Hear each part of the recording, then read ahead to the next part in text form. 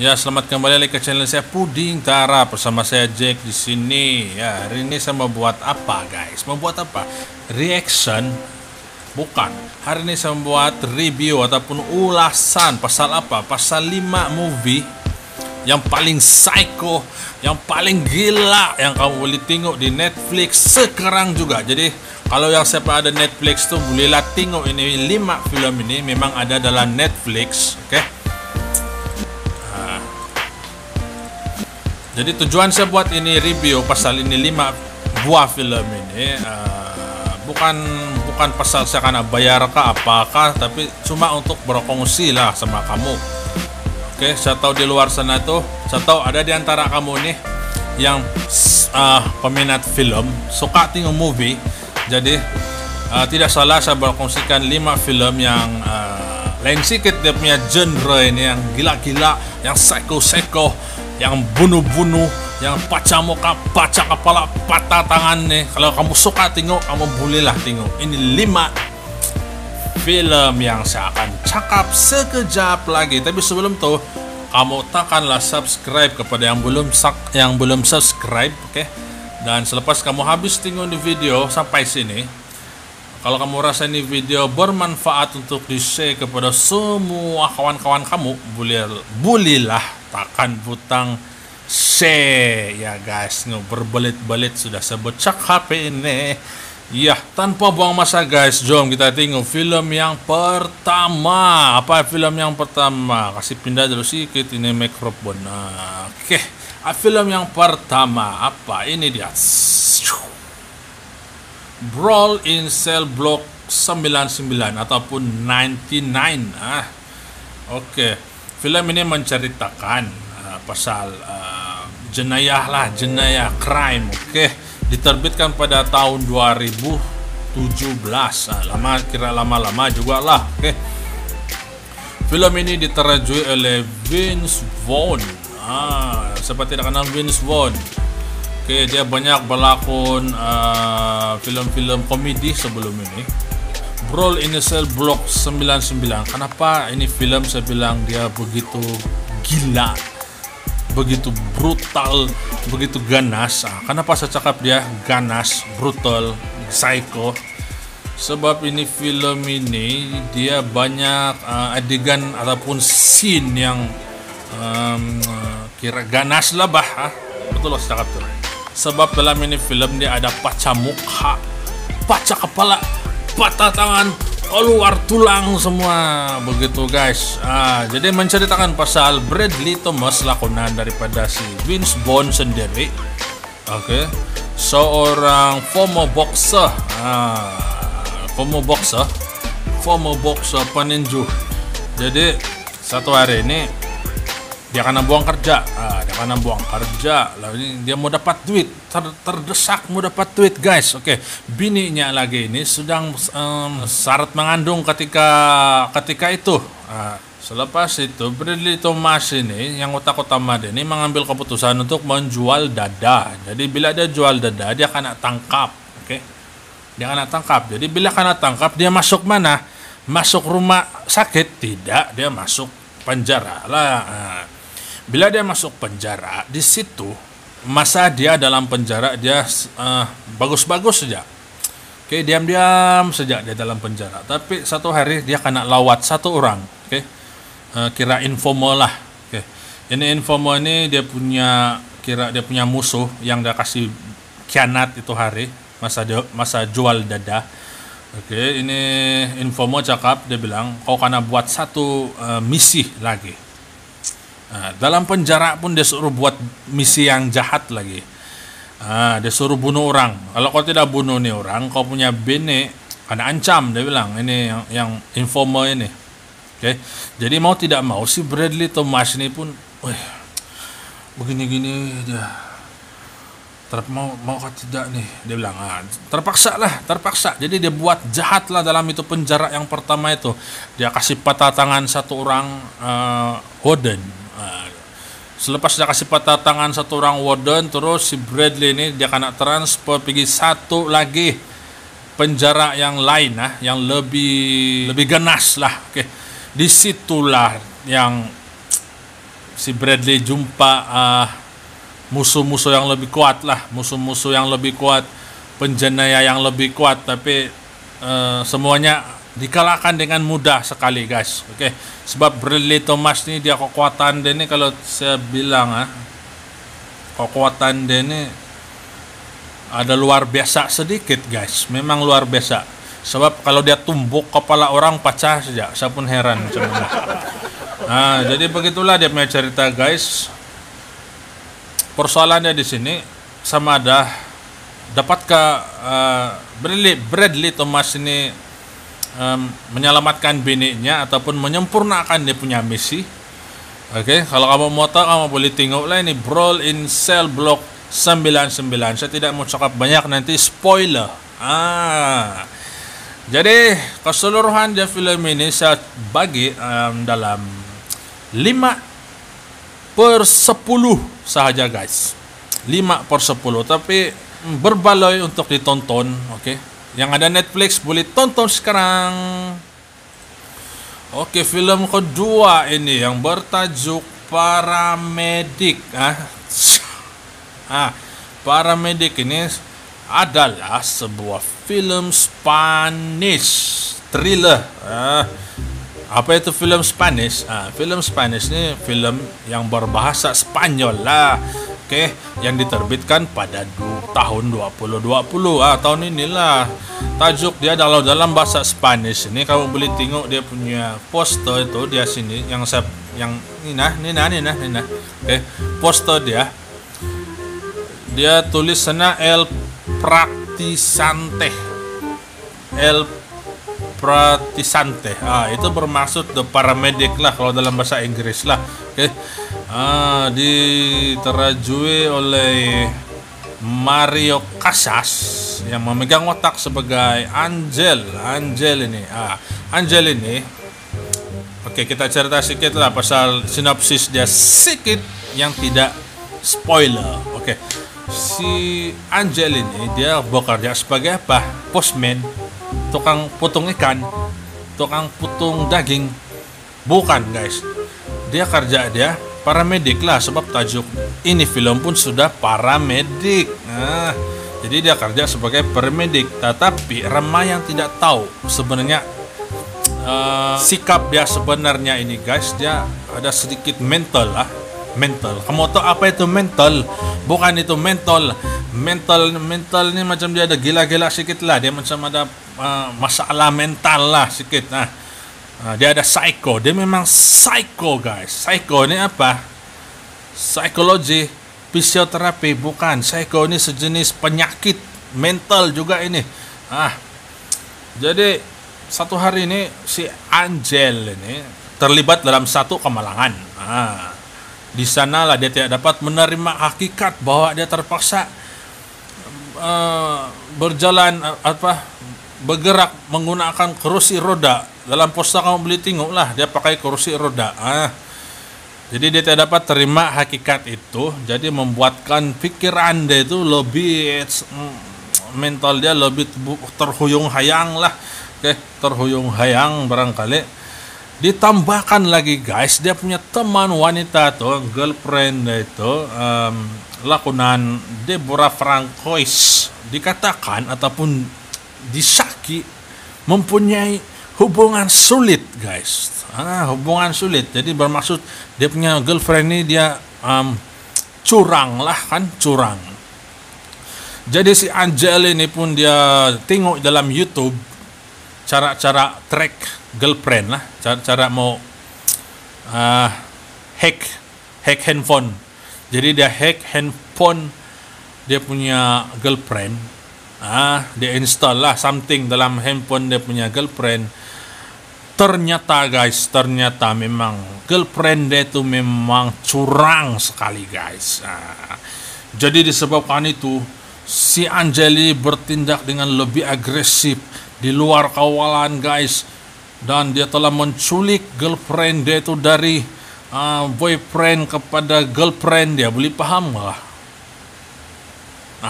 Selepas dia menculik dia punya girlfriend itu, dia kasih suntik itu girlfriend dia supaya girlfriend dia itu lumpuh kaki macam dia lah. Dua-dua orang guna itu kursi roda. Jadi macam mana dia punya kesudahan dia nih guys? Apakah kesudahan ini film? Kalau kamu mau tahu guys, kamu boleh tengok The Paramedic di Netflix. Adakah si Angel ini mampu mengubah dirinya yang gila-gila, ataupun apa yang terjadi kepada dia punya semendak itu? Kalau kamu mau tahu, kamu boleh tengok lah. Oke, secara overall dia guys, The Paramedic ini saya bagi rating 5/5/10 lah. 5/5/10 bagi tepukan. Jadi kita lanjut lagi ke film yang ketiga ini. Oke, yang bertajuk Take Alive ataupun Alive. Oke, ini film dia lain sedikit daripada dua yang sudah saya cakap tadi. Ini film ini dia tidak terlampau ganas, oke, dan tidak juga psycho. Sebuah film Korean, South Korean film yang diterbitkan pada tahun ini juga lah, tahun 2020, yang bergenrekan zombie ataupun apocalypse disaster, survival, tapi yang berkaitan dengan zombie lah. Oke, kalau kamu pernah tengok satu film Train to Busan, dia lebih kurang begitu, tapi ini dia tempat dia lain guys. Dia bukan dalam kereta api, dia dalam apartemen, apartemen, rumah. Keseluruhan dalam film ini saya tengok 90%, bukan lagi 100% syuting dia dibuat berlatarkan perumahan, bilik, koridor di apartemen itu sahaja, di kawasan apartemen tersebut. Paling jauh pun orang pergi di atas bumbung tuh, di rooftop. Saya tidak mau cakap banyak pasal ini, nanti spoiler. Tapi saya cerita sedikit lah sinopsis dia. Mengisahkan pasal si Junwoo, seorang remaja selaku YouTuber, streamer dan gamer yang kaya sudah, banyak duit lah. Ada duit lah, bukan banyak duit lah, ada duit. Jadi satu hari itu dia buka komputer, dia mau main PUBG. Dia main PUBG. Tiba-tiba mati keran. Kenapa itu? Kenapa? Dia bilang, sekali dia tengok di luar guys, berlari-lari, bertempiaran orang-orang karena kejar zombie. Jadi dia pun kuroti. Begitu. Kenapa ini? Begitu. Dia pun heran, dia pun tidak tahu apa yang terjadi. Jadi dia telepon dia punya beliau. Kenapa itu? Di mana ini? Kenapa ini ada bertempiaran macam kehabisan tapai orang ini? Dia bilang. Terus dia bilang itu beliau, jangan kau jalan-jalan, duduk saja di rumah. Tunggu dalam sekian-sekian begini. Dia bilang. Sekarang ini ada satu penyakit. Dia bilang. Penyakit yang berjangkit. Bukan itu beda, ini lain lagi. Ini virus zombie guys, zombie. Jadi mau tidak mau terpaksa si Junwoo ini survive selama hampir 1 bulan. Dia berkurung dalam dia punya apartemen itu yang serba kekurangan, kurang makanan, kurang air minum. Dia minum liquor saja guys. Selama sebulan itu dia cuma minum liquor level 5, Jack Daniel, Chivas. Lebih kurang begitulah rupa-rupa dia, whisky. Jadi apakah yang akan terjadi kepada si Junwoo selepas itu guys? Adakah dia selamat, ataupun adakah dia mati, ataupun adakah dia kawin, dia tunang, siapa tahu. Kalau kamu mau tahu, kamu tengoklah Take Alive hanya di Netflix, tiada di wayang guys, tiada di wayang kalau di Malaysia. Iya. Jadi keseluruhan dia guys, simple saja. Alive 2, Alive, Estek Alive saya bagi 6 per 10. Bagi tepukan. Oke, film keempat ini yang bertajuk Hush. Oke, ini poster dia. Ini dia punya poster, diterbitkan pada tahun 2016. Sebuah film American lah. Jadi dia, kalau American ini dia bahasa Inggris lah. Jadi jadi apa pula bukan. Hush ini merupakan film slasher film. Slasher film itu apa? Slasher film ini adalah satu genre film yang dia punya penjahat ini, dia suka bunuh orang. Dia suka tibas-tibas orang, dia suka putung-putung orang. Jadi contoh dia slasher film, ada satu watak yang paling popular guys. Oke, ini dia. Kamu pernah nampak ini barangkali. Ini yang pakai topeng ini nama dia Jason Voorhees. Seorang yang gila lah. Sama juga dengan penjahat yang ada di dalam ini film Hush. Dia juga pakai topeng. Tapi topeng dia lain sikit. Kita tengok. Dan dia juga seorang mental guys, psycho. Kenapa saya bilang psycho? Sebab dia suka-suka bunuh orang. Dia gembira. Dia happy bila dia dapat bunuh orang. Dia happy bila dia dapat siksa orang. Itulah ciri-ciri orang psycho guys. Jadi ini film mengisahkan, tidak mau cerita banyak lah, sikit saja pasal dia punya sinopsis. Oke. Mengisahkan pasal Maddie yang seorang wanita yang pekak ini tidak dapat dengar dan bisu. Tidak dapat bercakap. Tetapi dia bukan sedia lah. Dia bukan semula jadilah. Dia dapat penyakit terus dia jadi macam tuh pada usia 13 tahun. Oke. Jadi si Maddie yang ini dia seorang penternak itik, penternak ayam, penternak ikan laga, bukan. Maddie yang ini seorang penulis novel, penulis buku lah. Dia sudah jual buku dia banyak sampai di Kinabatangan pun ada juga. Bila si Maddie yang ini selaku penulis yang bisu, yang pekak lagi, yang tinggal satu orang lagi dalam kawasan yang hutan-hutan, tapi ada rumah. Oke, dia tinggal di sana satu orang. Jadi dia tidak dapat dengar dan tidak dapat cakap.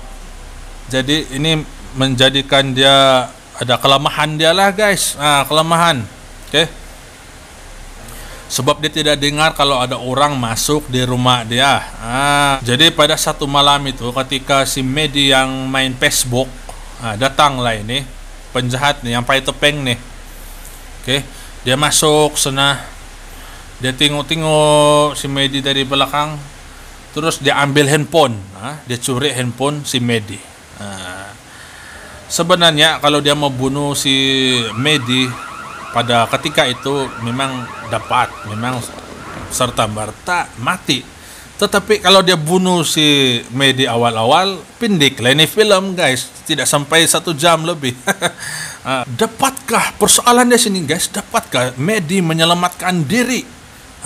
Dapatkah dia menyelamatkan diri daripada dibunuh oleh penjahat ini? Dapatkah dia melawan?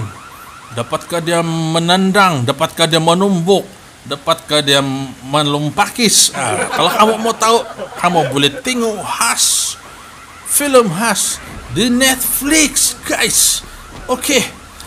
Tapi sebelum itu guys, sebelum saya bagi rating pasal ini film, saya mau cakap penjahat dalam ini Hush, film Hush yang kamu nampak nih, yang pakai topeng nih, memang teruk guys. Memang teruk. Kenapa? Pasal inilah penjahat paling lemah saya pernah nampak lah. Paling lemah. Sudahlah lemah, bodoh lagi. Susah guys, susah. Jadi overall dia guys, sebagai rating film khas ini saya bagilah dalam 6/7 lah, 6/7/10. 6/7/10 bagi tepukan. Dan ini saya rekomend untuk kamu tonton, tetapi memang tidak sesuai untuk tontonan 18 tahun ke bawah. Jadi pandai-pandailah kan. Jadi kita sudah masuk ke film yang terakhir ini, yang paling tengah trending sekarang. Memang trending. Ramai orang bla bla bla bla. Begini-gini nih film. Begini-gini. Jadi film apa itu? Ini film dia. The Devil All the Time, yang bermaksud begitulah itu dunia itu penjahat. Dia bilang, lebih kurang begitulah maksudnya kan. Sebuah film American juga, psycho, yang bergenrekan psychological thriller. Jadi kalau kamu dengar sudah macam tuh psychological thriller, kamu boleh bayangkan ini film dia macam mana guys. Terbitan tahun 2020 juga, film baru yang masih trending sekarang, Lakunan. Di sini dibaris film ini yang kekuatan film ini dia dibarisi oleh pelakon-pelakon yang popular guys, macam Tom Holland, pelakon Spider-Man pelakon Spider-Man, si yang di Winter Soldier, dan si Robert Pattinson pelakon Twilight, dan pelakon Pennywise yang badut ini dia lain nih. Jadi The Devil All the Time ini sebuah film yang mengumpulkan pelakon-pelakon yang memang sudah top, memang dikenali ramai. Jadi itu dia punya kekuatan dalam film ini guys. Tapi bukan itu saja guys. Dari segi dia punya penceritaan pun memang bagi saya memang sebuah film yang unik. Ramai yang tidak suka barangkali kalau film-film yang jenis-jenis begini, tetapi ramai juga yang suka. Berlainan cita rasa. Tapi kalau saya suka. Jadi dia bertemakan kejahatan, sedikit berkaitan agama sesat, agama sesat, terlampau taksub, bila terlampau taksub, mulalah menyembah ini, sembah sana, tolonglah kasihkan si anumbur phone 44. Plot dia, kita pergi kepada sinopsis dia, ringkas saja guys. Terjadi latar masa ini terjadi pada semasa Perang Dunia Kedua yang berlaku pada 1945. Jadi dia punya latar tempat ini di South America. Kalau kita dengar saja Amerika di bagian selatan itu, bukan Amerika Selatan guys, Amerika Serikat, tapi di bagian selatan dia itu memang di sana itu tempat-tempat yang ada lampu-lampu, bukan, sanalah tempat-tempat kampung, countryside, kawasan kampung, kawasan pedalaman, tetapi maju juga daripada Sabah guys. Jangan main-main. Tapi pada masa itu tidaklah maju, sebab itu masih zaman 1940-an, 50-an, memang tidak maju lah. Tapi kalau sekarang guys, kamu pergilah di sana, kamu tengok, memang maju. Jadi di sana itu bahasa yang digunakan itu bahasa Inggris juga lah, bahasa Inggris. Tetapi bahasa Inggris kalau di slang logat, kalau bahagian di selatan ini dia lain. Dia macam itu cakapan cowboy. Macam mana cakapan cowboy? Macam ni. What you going, boy? Wow, what's your name? betul, swap, what, supplies, lebih kurang begitu. Sinopsis ini saya tidak dapat kasih ringkas guys, sebab ini film ini, oke, kalau bagi pendapat saya lah, ringkasan ini film The Devil All the Time ini mengisahkan pasal kejahatan melawan dengan yang bagus, yang kebaikan lah, oke. Jahat lawan bagus, oke. Dan kejahatan ini macam bukan hanya datang kepada orang-orang yang jahat. Maksud saya, kalau asal orang jahat ini memang jahat. Macam mana bang mau cakap? Apa bang secakapnya? Benda jahat bukan semestinya datang dari orang yang jahat. Itu yang coba disampaikan dalam ini film. Kenapa? Sebab dalam ini film kebanyakan yang buat jahat semuanya orang-orang yang taksub, taksub dengan agama. Bila dia taksub dengan agama, dia akan membuat satu andaian, di mana dia akan buat satu ajaran yang sesat, oke. Bila terlampau taksub, terlampau pintar, dia akan buat satu ajaran ataupun fahaman yang sesat. Di sanalah ini orang-orang ini akan terpesong. Bila dia telah terpesong, dia buat apa? Dia masakkan mesin? Bukan. Kalau dia terpesong, dia akan jadi tidak tentu arah. Begini, dia akan sembah, saya kasih korban ini anjing, kasih balik bini saya yang mati. Lebih kurang begitu. Ada juga dalam ini film guys, ada dia kasih korban anjing dia untuk menghidupkan balik, bukan menghidupkan, untuk kasih sembuh bini dia daripada penyakit cancer. Itu memang pikiran ajaran agama sesat lah kalau begitu kan guys. Oke, berbalik kepada konsep ya, plot sinopsis lah. Bila sudah jahat, bila kau sudah taksub, kau akan buat jahat. Bila kau sudah buat jahat, apa yang terjadi? Hujan? Bukan. Bila kau sudah buat jahat, pasti ada orang yang terluka, pasti ada orang yang teraniaya, pasti ada orang yang tersakiti. Bila ada orang yang tersakiti, adalah orang yang akan menangis, merayu-rayu, mau minta maaf. Bila ada orang minta maaf, apa yang terjadi? Koin apa sih? Bukan. Bila ada orang minta maaf, disitulah peluang itu dapat dicipta. Disitulah.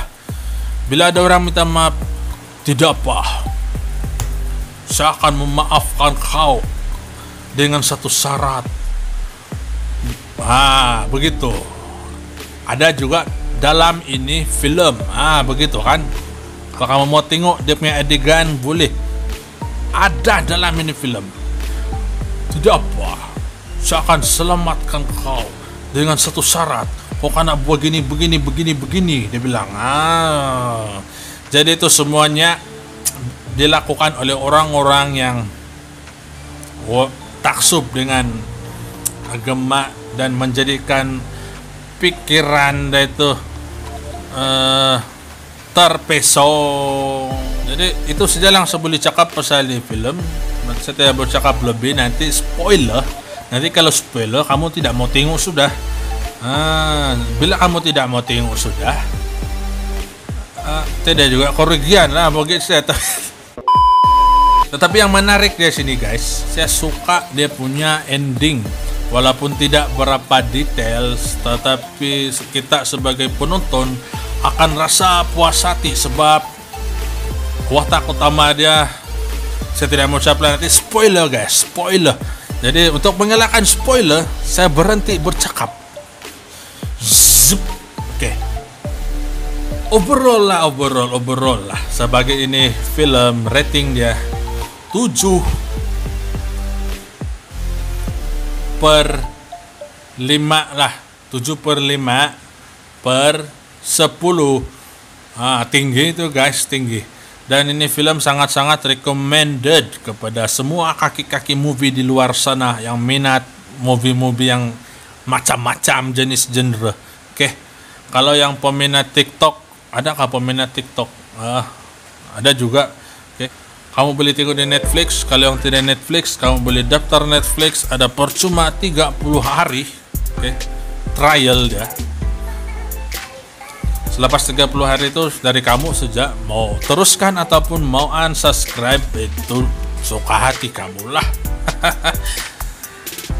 Tetapi ini film tidak sesuai sama sekali ditonton oleh remaja yang berumur 18 tahun ke bawah.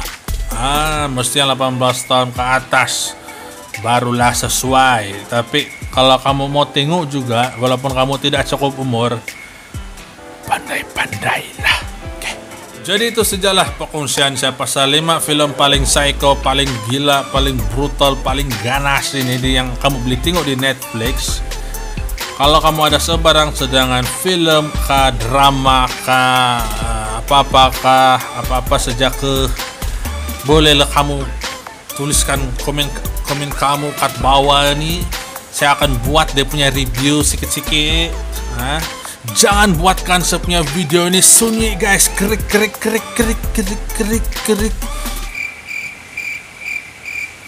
Jadi tulislah komen, tekan butang like, dan tekan itu subscribe yang paling penting. Oke.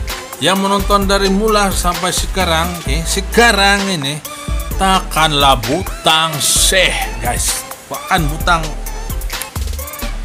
Tekan apa bahasa pakaiannya. Oke, itu saja daripada saya, Puding Tarap, mengundurkan diri. Penat sudah saya bercakap ini. Terima kasih yang menonton. Kita jumpa lagi di perkongsian saya yang akan datang di video yang lebih menarik daripada yang menarik. Oke.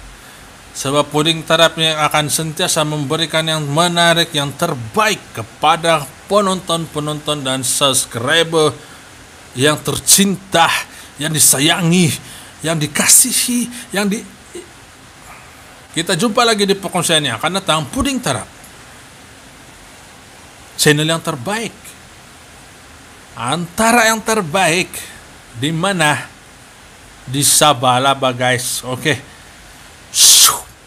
Bang.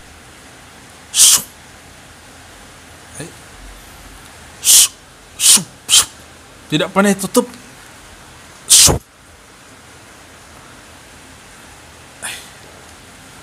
Mesti mau cakap kuat-kuat kali.